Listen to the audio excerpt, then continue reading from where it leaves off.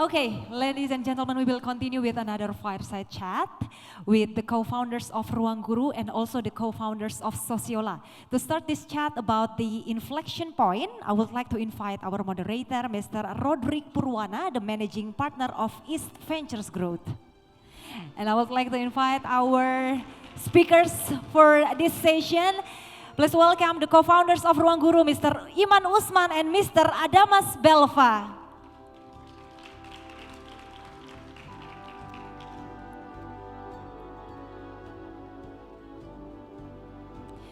And the co-founders of Sociolla, Mr. John Marco and Mr. Christopher Madiam.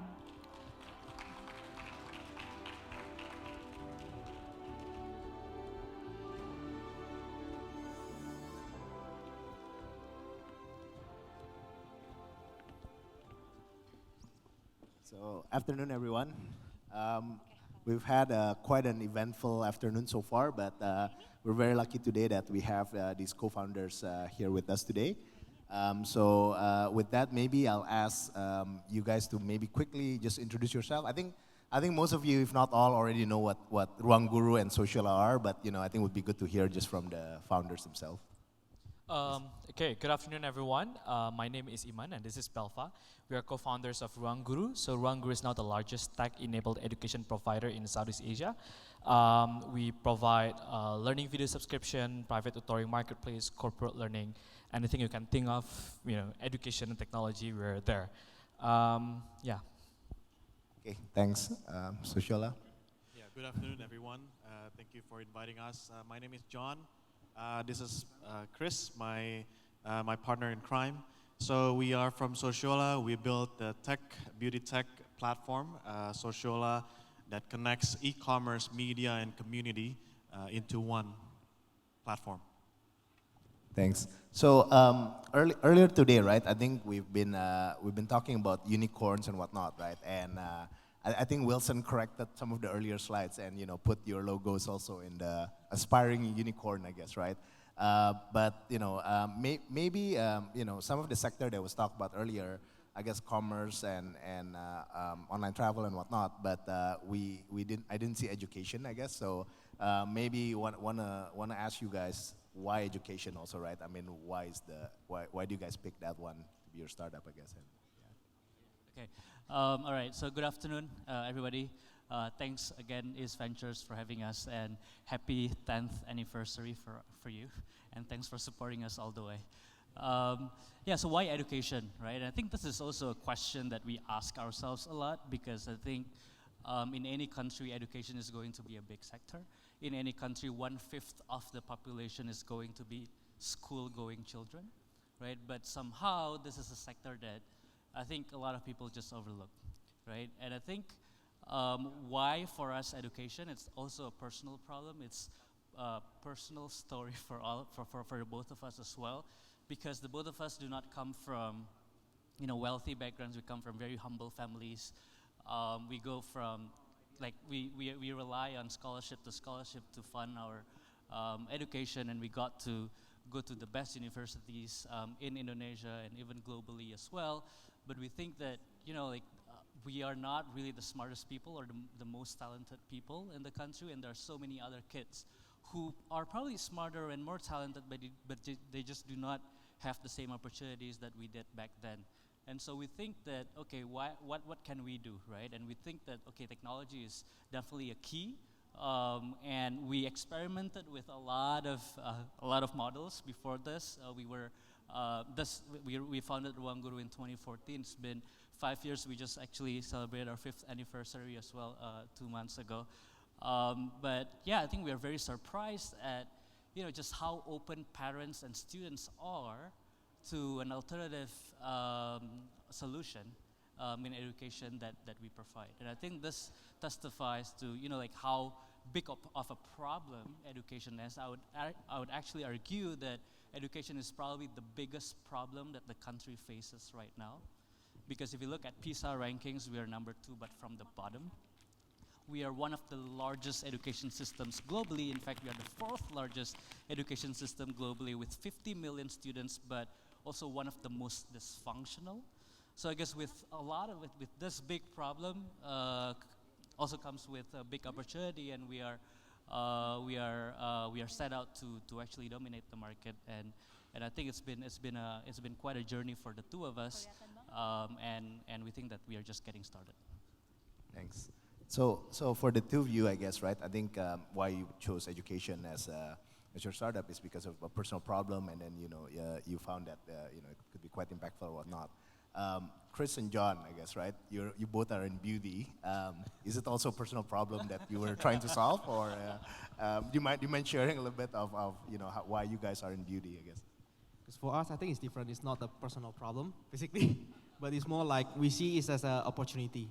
Like it's basically when we start back in 2015, there's a lot of products, especially beauty products, that's really touch your skin, like because of personal care, right?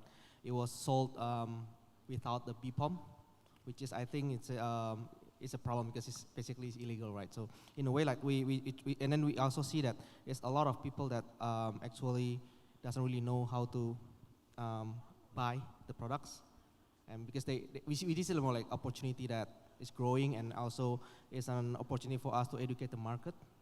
So that's why when we start, we are not only starting as an e-commerce, but we also have our own media, basically says to educate the market as well. And we also built the community platform, basically to provide the platform or the media for them to introduce the product as well, and how to looking after themselves. Okay. And looking back at all the different opportunities we're not today, do any of you ever look back and say, I would have picked a different vertical or something else, or you're very happy with where you are today, I guess?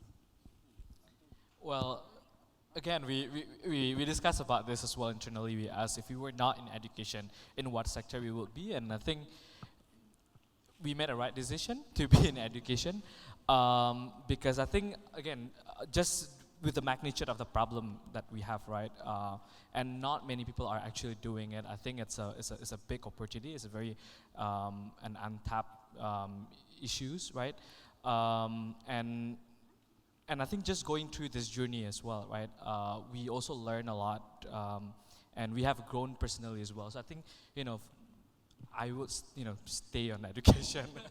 Yeah, and I think just in addition to that, right? Okay, the market is huge. Nobody's working on this. We're already the dominating market player, but I think what keeps us going is really, feeling the impact of our work, right? Because now there are a lot of students who depend on us, right? Because if you think about it, right? Students or children who do not live in Jakarta, who live in the outer cities of Indonesia, they do not have any other alternative for them to get additional tuition. And they still have to sit for the same exams to get into the best universities, to get into public universities, right? So for example, in his hometown alone, Padang, which is like a capital city of West Sumatra, it's a significant province. There were only two bookstores When I was in school. when he was in school, and still, now there are still two two bookstores. bookstores. And just imagine how can a kid compete with students from Jakarta with so much more Resources and opportunities. and opportunities. And so we want to level the playing field, and we've heard stories as well how like the son of a farmer, the son of a domestic worker in Malaysia, the son of a buruh cuci or laundry, and then they got into the best universities just by using our services. Their father actually collected money just to subscribe to our services, and that changed their lives. And this impacts hundreds of thousands or even millions of students in Indonesia right now, and we are just getting started. Just imagining what kind of impact we will have to be at the forefront of technology in education is really what keeps us going, and think that this is the sector for the both of us. Got it. Chris or John? No? Any? Sorry, what's the question? So yeah, let's move on to the next one then. Well, I wanna take you guys back in time a little bit, right? So we've heard today about the legendary meetings people have had with Wilson or whatever, right? 30 seconds or 20 hours or whatever. When you guys, can you guys please share your first interaction with Wilson or East Ventures, I guess, right? And maybe when was it and how was that interaction and yeah. I think first interaction, I think we were at this restaurant in Pacific Place. And yes, I think, as the legend goes, it was really quick. So we presented the idea, this is our intention, I think, and here you go. He said, okay, I think it makes a lot of sense, and then let's go. Yeah, it's like everyone says. When was this? It was back in 2015, January. Like we met with him, we sit with him in the restaurant, and then like it takes less than half an hour, and before we even finish our talking, basically there's no presentation. He say how much money you need. So yeah. For Ruangguru, I think the first few months of Ruangguru, we did it while we were studying in the US, and at that time, like we had some knowledge and information about who the feces that were available in Indonesia at the time. But then I think like any other great product, usually the word of mouth and the referral is will spread around, right? So we asked actually one of our friends, Brian, actually from Circle at the time, hey, who is your investor? And he mentioned like, oh, it's Ventures, and like we asked his feedback about his Ventures, his interactions with Wilson and some other people at his Ventures, and we thought like, oh, why not give a shot to meet with Wilson? So we when we come back to Indonesia, we decided to meet with Wilson. First meeting, and then he said like, okay, I want to be in. And then basically the second meeting is just to formalize everything, yeah. It was very funny because I think we were introduced by Brian to Wilson, like for example today, right, in the evening. And then we immediately received an email back from Wilson, okay, let's meet tomorrow morning. And we didn't have a deck at the time, and so we scrambled through it and we created a deck out of nothing. And then the next day we met with Wilson, the next morning, right? And within 15 minutes of the conversation, Wilson said, okay, I want in. Yeah. And then that's a Starbucks picture that you saw. Yeah. The Starbucks picture. And so I think we are very grateful because I think Wilson is the very, very first investor of Ruangguru seed funding, and this was in 2014. Took a lot of leap of faith from his part because I actually was still a student in the US. So I went back for the summer to raise seed. So I still had like 2 years to go in the US while he was doing it full time here back in the days. And so I think Wilson has been a very good partner, and we are very thankful to be part of the EV family. Great. So let's move over, Liz, to Inflection Point, which is the topic here today, right? I think there are some companies today, I think, Tokopedia, Traveloka, and I guess Gojek is here as well, that has gone through that inflection point, right? Become unicorns and whatnot.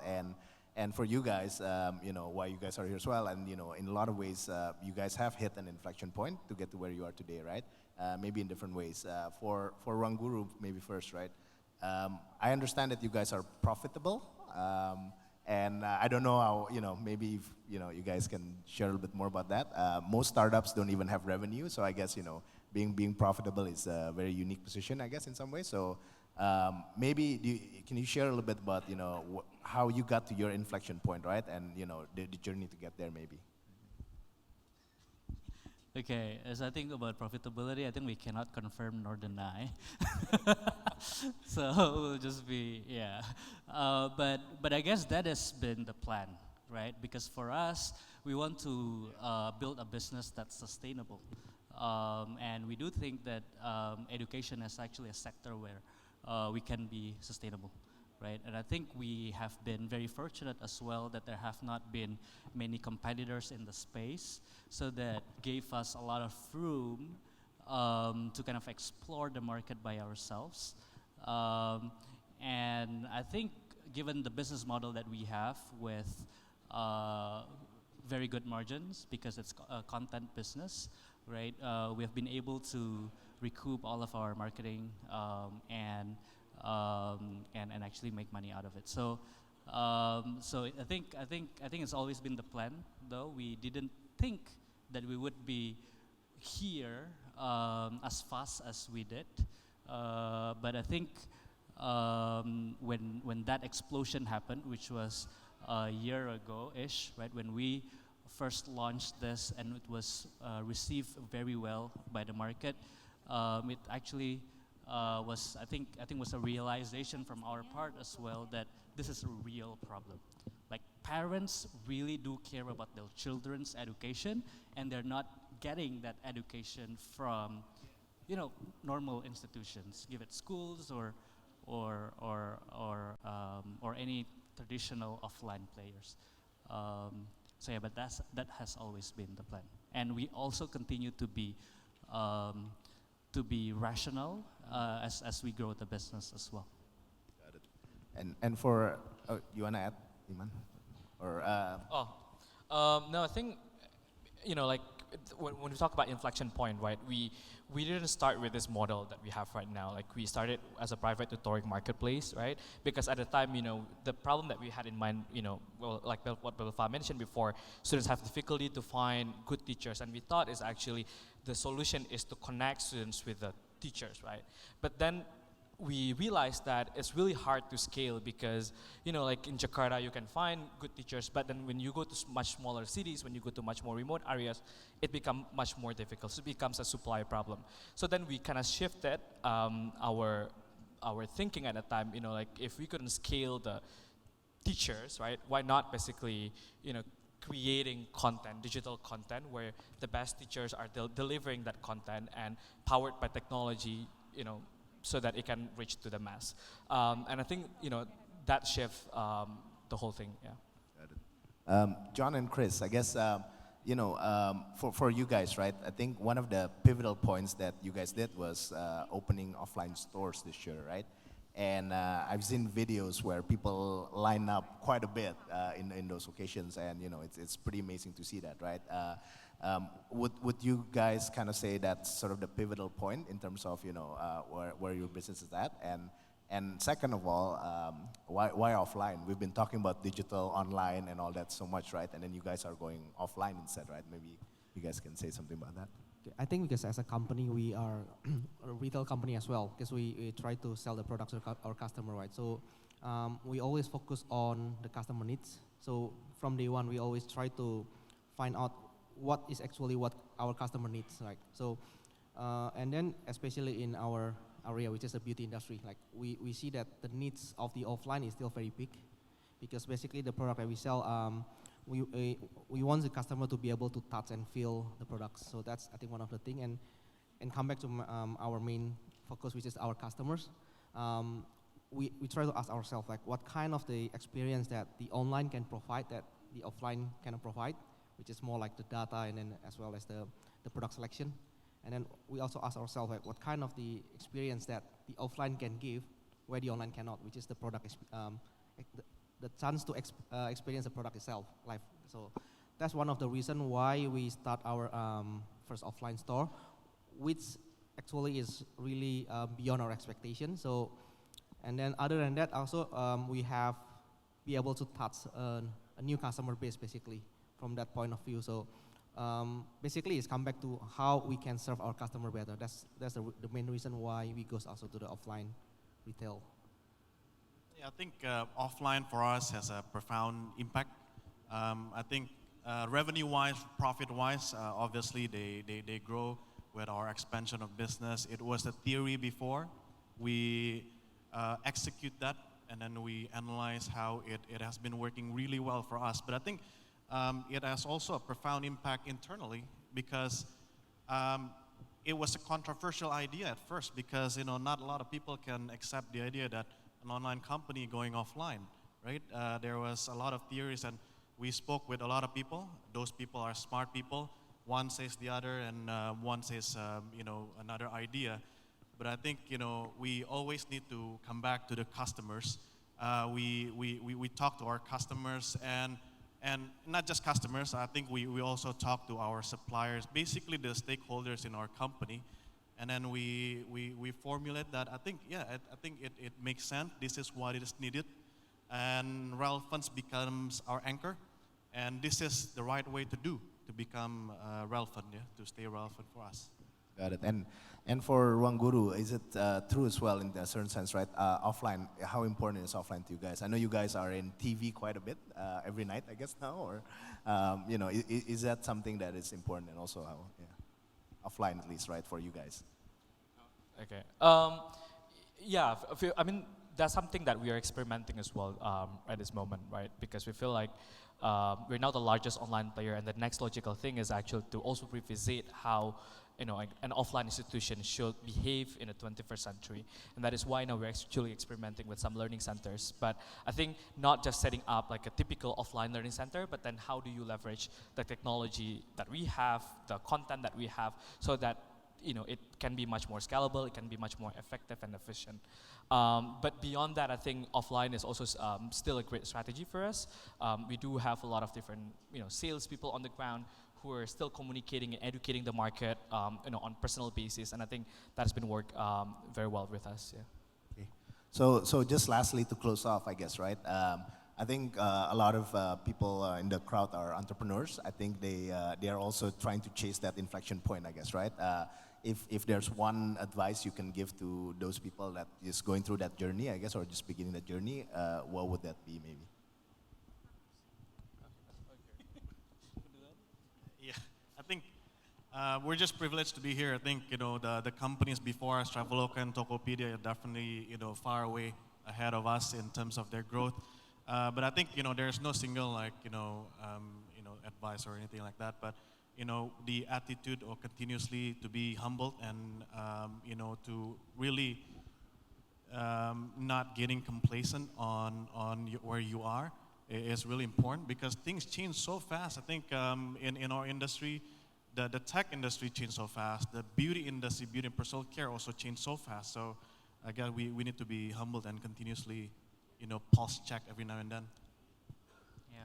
So I think for me, I know there are also very, very successful entrepreneurs in this room, but I think the mantra would always be focus on your customer, right? Too many startups actually focus too much on their competitors, but just by understanding really what your customers need, what they're happy about, what they're not happy about with your product. And for us, it involves the parents, the schools, the teachers, the kids, the governments, right? It's actually much, much more complicated than is seen from the outside. We have to really think about what they each care about, how the decision making is made, right? And just by really focusing on that and being data driven in actually measuring that, I think you will be on track for success. Great. Thank you so much for sharing today. Thank you. Thank you. Round of applause. And now, Mr. Roderick, please hand over the special token of appreciation from East Ventures to our four speakers.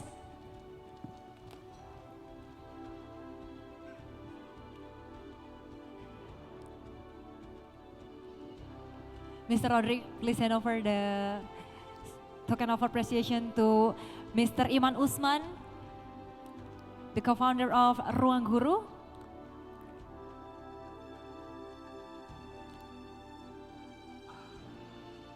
And for Mr. Adamas Belva, also the co-founders of Ruangguru.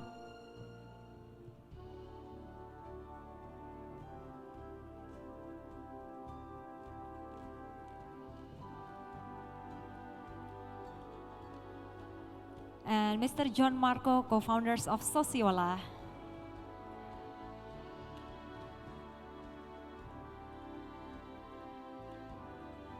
And last but not least, Mr. Christopher Madiam, also co-founders of Sociolla. Please give a big round of applause, ladies and gentlemen, for our speakers. Thank you so much for sharing your thoughts with us.